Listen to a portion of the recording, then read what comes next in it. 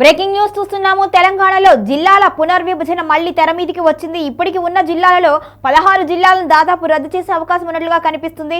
ఇక 7 కొత్త జోన్లను ఏర్పాటు చేసే విధంగా కాంగ్రెస్ ప్రభుత్వం అడుగులు వేస్తున్నట్టుగా తెలుస్తుంది. మొత్తానికైతే జిల్లాల విభజనలో గత ప్రభుత్వం అస్తవ్యస్తంగా వ్యవహరించింది అంటూ కూడా కాంగ్రెస్ ప్రభుత్వం ఆరోపణలు గుప్పించింది. తెలంగాణలో జిల్లాలను పునర్వ్యవస్థీకరించే నిర్ణయాన్ని రేవంత్ రెడ్డి సర్కార్ తీసుకుంది. ఈ ప్రక్రియ కోసం రిటైర్డ్ జడ్జి నేతృత్వంలో ప్రత్యేక కమిటీని ఏర్పాటు చేయనున్నట్లుగా సీఎం ప్రకటించారు. ప్రస్తుతం రాష్ట్రంలో 33 జిల్లాలు ఉండగా 2014లో రాష్ట్ర విభజన సమయంలో కేవలం 10 జిల్లాలే ఉన్నాయి. అప్పట్లో అధికారంలో ఉన్న బీఆర్ఎస్ ప్రభుత్వం 2017 దసరా నుంచి కొత్త జిల్లాలను అమల్లోకి తీసుకువచ్చింది. అయితే జిల్లాలు, రెవెన్యూ డివిజన్లు, మండలాల ఏర్పాటు శాస్త్రీయంగా జరగలేదు అన్నదే ప్రస్తుత కాంగ్రెస్ సర్కార్ అభిప్రాయం. ఇష్టారీతిన జిల్లాలు ఏర్పాటు చేశారు అని, మండలాలు, రెవెన్యూ డివిజన్ల విషయంలో కూడా అదే విధానం అనుసరించారు అన్న విమర్శలు ఉన్నాయి.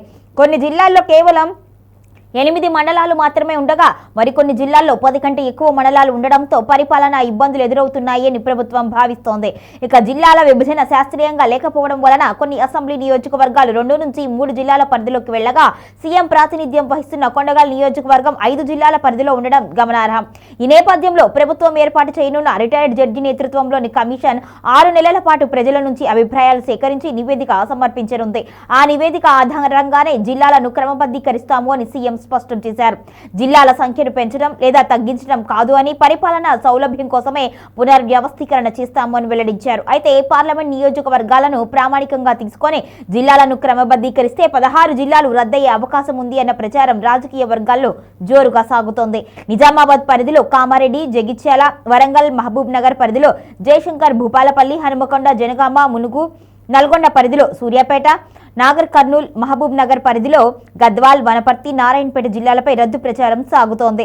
అయితే ములుగు జిల్లా రద్దు కాదు అని మంత్రి సీతక్క స్పష్టం చేస్తూ ఈ ప్రచారాన్ని ఖండించారు. అలాగే వనపర్తి, నారాయణపేట జిల్లాలను రద్దు చేస్తే ఊరుకోబోము అని మాజీ మంత్రి నిరంజన్ రెడ్డి, మాజీ ఎమ్మెల్యే రాజేందర్ రెడ్డి హెచ్చరించారు. ఇక మెదక్ పరిధిలో సిద్దిపేట, చేవెళ్ల పరిధిలో వికారాబాద్ జిల్లాలపై కూడా ప్రచారం సాగుతూ ఉండడంతో కమిటీ నివేదిక తర్వాత తెలంగాణ జిల్లాల మ్యాప్లో కీలక మార్పులు చోటు చేసుకునే అవకాశం ఉన్నట్లుగా రాజకీయ విశ్లేషకులు అభిప్రాయపడుతున్నారు.